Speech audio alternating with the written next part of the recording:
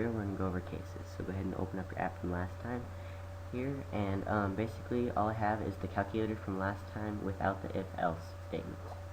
Okay, so now we're going to use a case to determine if opper equals plus, minus, divide, or times. Okay, so the first thing we need to do is write switch, double parentheses, and then the variable we want to switch. In this case is operator. Okay, so it's switching it to a case. So we know, well, it's not actually switching it or converting, it's just switching it so we can run it through these case statements to tell if they are plus, minus, or divide, or times. So go ahead and write case, and then we want to know what value it is, so we write a single quotation mark, plus sign, and a single quotation mark, and a colon. Okay, so now it's basically saying if opper equals plus sign, do this, which we can go total equal num1 plus num2, and then sum.console.writeLine, writeLine total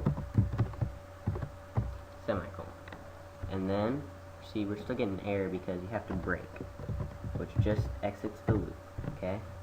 Okay, so now if opper is equal to the plus sign, total equals num1 plus, because it's equal to plus, num2, and then write total on the line, and then break out of this loop. Okay, so you need to break out of this loop.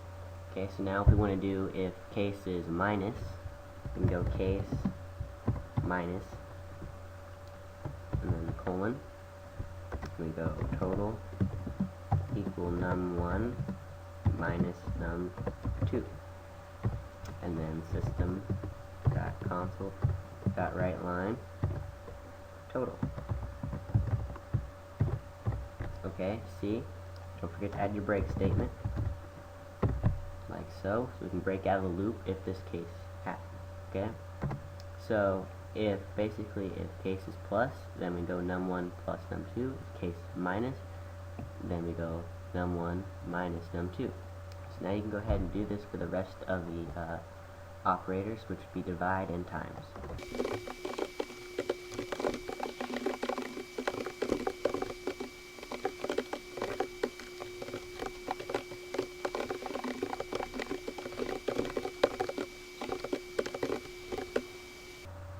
Okay, so now we have all the cases. So basically, it's going to ask for the first number, the operator, the second number, and then it's going to run this through a case loop, what we're going to call it. So if operator is equal to plus, minus, divide, or times, we're going to take num1 and plus, minus, divide, or times, depending on what operator equals to.